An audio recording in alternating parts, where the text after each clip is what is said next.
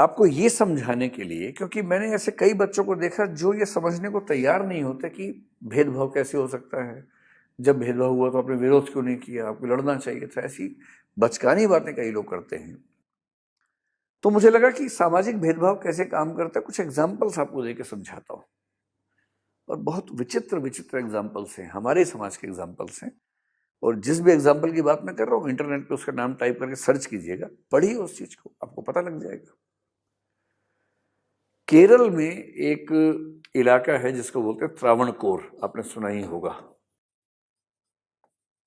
और ये त्रावणकोर वो इलाका है जो जो अब केरल राज्य जो बना आजादी के बाद उसका हिस्सा बन गया। पहले त्रावणकोर एक साम्राज्य था, किंगडम था, राजशाही थी वहां। निम्न कही जाने वाली जातियों के साथ किस हद तक अन्याय हो सकता है उसका एक एग्जाम्पल त्रावणकोर है। आपको ये जान के बड़ा आश्चर्य होगा कि त्रावणकोर में 1924 में जाकर एक कानून पूरी तरह से खत्म हुआ। और वो कानून जानते क्या था?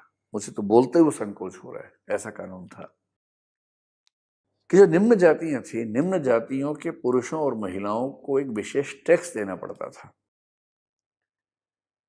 पुरुषों का था हेड टैक्स, सिर का टैक्स। इसका मतलब ये हुआ कि वो अगर अपने सिर को सीधे सीधे लेके चल रहे हैं, उसको कुछ छिपा, मतलब एक खास तरीके से प्रेजेंट कर रहे हैं, तो उनको टैक्स देना पड़ता था। ये तो खैर बहुत अजीब सा नहीं लग रहा होगा, जो ज्यादा अजीब है वो अब बताता हूं। त्रावणकोर के राज्य में निम्न जाति की महिलाओं के लिए एक नियम था। और वो नियम ये था कि वो अपने शरीर के ऊपरी हिस्से को, यानी कि अपने सीने को, अपनी छाती को ढक नहीं सकती थी।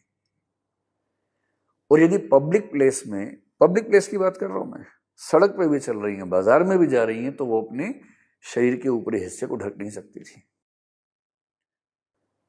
और यदि वो ढकना चाहें तो टैक्स देना पड़ता था। उस टैक्स का नाम था ब्रेस्ट टैक्स। और ये टैक्स केवल निम्न जाति की महिलाओं पर लागू होता था, दलित और कुछ जो ओबीसी आते हैं उसमें। उसमें एक जाति थी नाडार जाति, जो कि आज की भाषा में ओबीसी जातियों में आती है। एक जाति थी जो एझवा जाति, आपने सुना होगा, एक बहुत ही दलित वंचित जाति वहां की है, केरल की। उस एझवा जाति में एक कहानी चलती है, जैसे हम उत्तर भारत में लोग लक्ष्मीबाई की कहानियां सुन के बड़े होते हैं ना, वहां के बच्चे जिस महिला की कहानी सुन के बड़े होते हैं उसका नाम है नांगेली। कहीं मन करे तो इस महिला का नाम इंटरनेट पे टाइप कीजिए, गूगल पे, उसी कहानियां पढ़िए। क्या कहानी है मैं आपको बताता हूं। 1802-1803 की कहानी है। ये लड़की एझवा जाति से थी, जो कि दलित जाति थी, निम्न जाति थी। और इस जाति की महिलाओं के लिए जरूरी था कि वो जब पब्लिक प्लेस में चलें तो अपना शरीर का ऊपरी हिस्सा खुला लेके चले, कपड़ा उसके ऊपर ना रखें। कितना आप समझ सकते हैं कितना खराब लगता होगा। कुछ लोग कहते हैं कि उस समय केरल की कल्चर का ये सामान्य हिस्सा था, लेकिन अगर ये मजबूरी है और उच्च जाति की महिलाओं पर ये मजबूरी नहीं है तो कितना अजीब सा लगता होगा, कोई भी सोच सकता है। तो वहां महिलाएं नाराज होती थी, कसमसाती थी, परेशान होती थी, पर अब क्या करें जब सिस्टम ही ऐसा है, राजा का आदेश है, सैनिक हैं, पुलिस है, वो सब सिस्टम ऐसा है, तो क्या करें। इस लड़की से बर्दाश्त नहीं हुआ और एक ऐसा प्रसंग हुआ कि इससे जब टैक्स मांगा कि इसने टैक्स देने से मना कर दिया और ये कहा कि मैं तो अपने शरीर को ढक के चलूंगी। बहुत विरोध हुआ, उच्च जातियों की तरफ से विरोध होने लगा कि ये क्या सिस्टम है, ये तो निम्न जातियां इस तरह से बर्ताव करेंगी तो हमारा उच्च होने का मतलब क्या रहेगा। और नियम ये था कि जब टैक्स ऑफिसर आएगा तो एक केले के पत्ते में टैक्स की राशि उसको देनी होती थी। तो जब इसने मना कर दिया तो बात खूब फैलने लगी, राजा तक बात चली गई।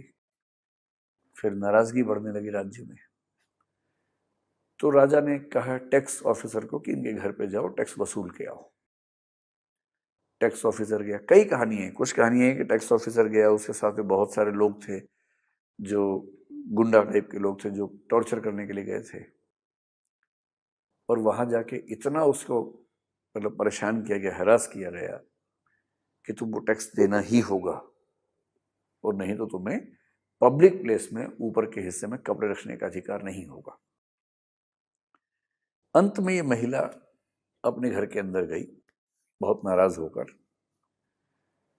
टैक्स ऑफिसर को लगा कि अभी टैक्स लेके आने वाली है, और थोड़ी देर के बाद जब वो आई तो लोग दंग रह गए। उस महिला ने क्या किया कि चाकू से अपने स्तनों को काट के उस पात्र पर रख के सामने पेश किया। उसने कहा पैसे मेरे पास है नहीं और मैं अब ये नहीं झेल सकती कि मैं समाज में इस तरह से चलूं, तो इससे अच्छा है कि मैं अपने शरीर का हिस्सा ही काट देती हूं जिसको लेके इतना झगड़ा है। इतना खून बहा कि उसके कुछ घंटे में उसकी मौत हो गई। पूरे राज्य में हड़कंप मच गया। और जब इस महिला को जलाया गया तो कहने वाले कहते हैं, कुछ इतिहासकार मानते हैं, कुछ नहीं मानते हैं, कि इसके पति ने भी चिता में कूद के अपनी जान दे दी और एक तरह से सती प्रथा का रिवर्स एक मेल एग्जाम्पल वहां पर दिखाई पड़ता है। केरल के जिस इलाके में ये महिला थी उस इलाके में आज लगभग उसकी पूजा होती है। आज भी वो घर वैसा का वैसा है। कुछ टूरिस्ट लोग जाते हैं देखने के लिए। उस गांव का नाम भी ऐसा है जो संकेत करता है कि इस घटना से इसका कुछ लिंक था। इतना विरोध हुआ कि राजा को अगले दिन घोषणा करनी पड़ी उस जाति की महिलाओं को इस पीड़ा से मतलब उसने रोक दिया और कहा कि अब आपको ये टैक्स देने की जरूरत नहीं है। लेकिन सबके लिए नहीं, उस समुदाय के लिए ऐसा हुआ। उसी राज्य में दूसरा समुदाय था नाडर समुदाय। इस पर भी यही नियम लागू था महिलाओं पर। इनको भी खराब लगता था। अब कितना अजीब समाज है कि निम्न जाति का होने की वजह से महिलाओं को इतना भी हक नहीं कि वो अपने स्तन को ढक सकें। कितनी बदतमीजी एक समाज में हो रही है, पर ये वहां पर चल रहा था। और उच्च जाति के पुरुषों के सामने विशेष रूप से ये ध्यान रखना होता था कि वस्त्र न पहने जाएं ऊपर के हिस्से में। ये सम्मान सूचक था कि निम्न जाति के लोगों ने सम्मान का भाव दिखाया उच्च जाति के लोगों के प्रति। अब अगर ऐसा सिस्टम, और ये जितनी बातें मैं आप कह रहा हूं आप सब इंटरनेट पर सर्च कीजिए, ठीक से पढ़िए इनके बारे में, आपको सब तथ्य मिल जाएंगे इस बारे में। और अगर इतिहास में ऐसा हुआ तो उसको छिपाने से क्या होगा? जो इतिहास में हुआ उसको एक्सेप्ट कीजिए और जो गलत है उसको दूर करने का प्रयास करना चाहिए। नाडार जाति में जब ये ज्यादा होने लगा तो नाडारों में भी नाराजगी होने लगी। उसी समय ईसाई धर्म भारत में फैलने लगा था। तो जो सीरियन कैथोलिक ईसाई हैं केरल में जो समुदाय है, बहुत सारे नाडार लोग उसमें उस धर्म में दीक्षित होने लग गए। और जब वो ईसाई बनने लगे तो ईसाई धर्म की तरह से कपड़े पहनने लगे। जो नाडर महिलाएं हिंदू थीं वो भी उनको देख के ऐसा प्रयास करने लगी। अब जब वो कपड़े पहनती थीं ऊपर के हिस्से में तो तथाकथित उच्च जातियों को ये बर्दाश्त नहीं होता था, तो उनकी तरफ से विरोध होता था और राजा उच्च जातियों के दबाव में काम कर रहा था। तो वहां पर सोशल टेंशन होने लगी, सामाजिक तनाव। सोचिए, सामाजिक तनाव इस मुद्दे पर हो गया कि निम्न जाति की महिलाओं को अपने शरीर पर कपड़े पहनने का हक है कि नहीं, इस पर झगड़ा हुआ। और फिर 1850s में आते आते ये तनाव इतना बढ़ा कि 1859 में एक बार दो नाडर महिलाओं को इस आरोप में कि उन्होंने शरीर के ऊपरी हिस्से पर कपड़े पहने हुए थे, इस आरोप में उनको फांसी पर टांग दिया गया। और जिस दिन ये घटना घटी उस दिन नाडर समाज ने एक विद्रोह किया, बहुत बड़ा विद्रोह किया। और उस विद्रोह का परिणाम यह हुआ कि राजा को उसके तुरंत बाद घोषणा करनी पड़ी और नाडर महिलाओं को यह अधिकार देना पड़ा कि वो अपने शरीर पर कपड़े अपनी इच्छा से पहन सकती हैं। हालांकि उसमें भी स्पष्ट था कि उच्च जाति की महिलाएं जिस तरह से कपड़े पहनती हैं उस स्टाइल से नहीं पहनेंगी, ऐसा आदेश आया। हालांकि उस आदेश का बहुत महत्व था नहीं, उसको महत्व दिया भी नहीं गया। ये मैं एग्जाम्पल बता रहा हूं। अमेरिका में श्वेत अश्वेत के मामले में ऐसे हजारों एग्जाम्पल्स हैं कि अश्वेत व्यक्तियों के साथ क्या क्या नहीं हुआ, दासों के साथ क्या क्या नहीं हुआ। पूरे के पूरे परिवारों को खत्म कर दिया गया टॉर्चर करके। ऐसी हजारों कहानियां हैं अमेरिका में। भारत में जाति के मसले में, किसी किसी देश में धर्म के मसले में है। पाकिस्तान में हो सकता है कि वहाँ के जो अल्पसंख्यक हैं, हिंदू हैं या सिख हैं या ईसाई हैं, उनके साथ ही ज्यादती होती हो। ऐसी घटनाएं हम सुनते भी हैं बीच बीच में। डॉक्टर अंबेडकर हमारे देश के सबसे शानदार लोगों में से एक व्यक्ति हैं, और दुर्भाग्य ये है कि उन्हें एक जाति विशेष का नेता मान लिया गया, जबकि उनको ठीक से समझने के बाद कोई भी समझ सकता है कि उन्होंने जितना उपकार निम्न जातियों के लिए किया, उससे ज्यादा उन्होंने भारत की महिलाओं के लिए किया है।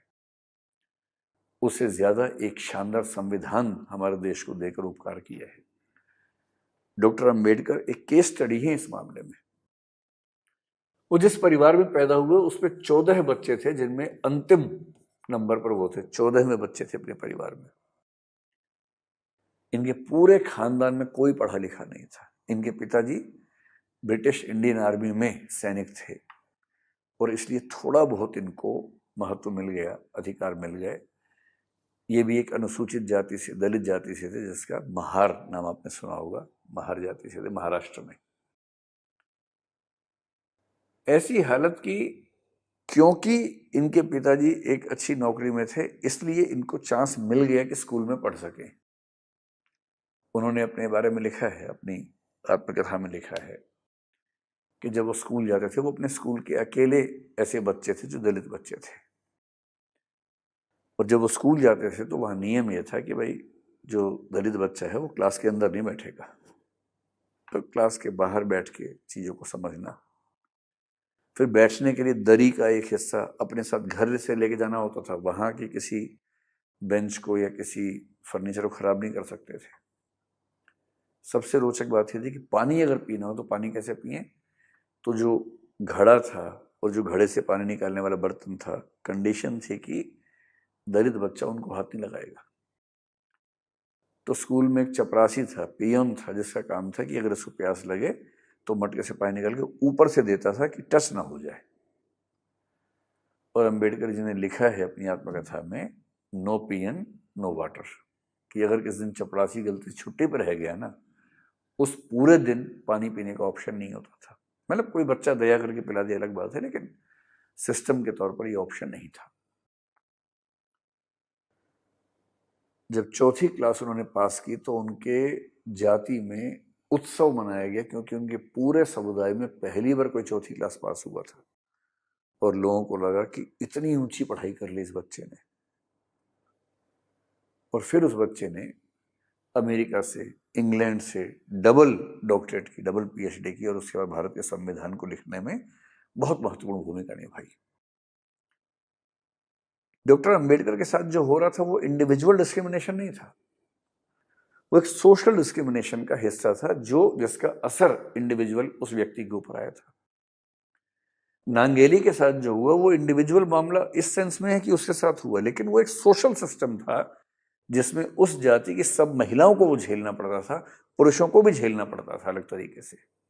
यही नाडर महिलाओं के साथ था। और ऐसे डेप्रिवेशन की, ऐसे वंचन की, शोषण की, दमन की लाखों कहानियां दुनिया के इतिहास में हैं, दुनिया के हर देश के इतिहास में है, भारत के इतिहास में भी है। और जब हम इस बात को समझते हैं कि बहुत सारे समुदाय इन स्थितियों से निकले हैं, और ये बात कब की हो रही है, 1924 तक त्रावणकोर में इस तरह के टेक्स्ट चल रहे थे। अभी 100 साल भी नहीं हुए इस बात को। और तब हमें समझना पड़ता है कि जब हम सामाजिक भेदभाव की बात करें तो इस बात को समझें कि हम सब पीछे से लगातार बराबर नहीं हैं। हम में से कई लोग विशेष फायदे में रहे हैं अतीत में, और कुछ लोगों ने बहुत नुकसान झेले हैं। और दोनों को एक मानकर बराबरी है सीधे ले आना उतना व्यावहारिक मामला नहीं है, नैतिक रूप से उतना ठीक मामला नहीं।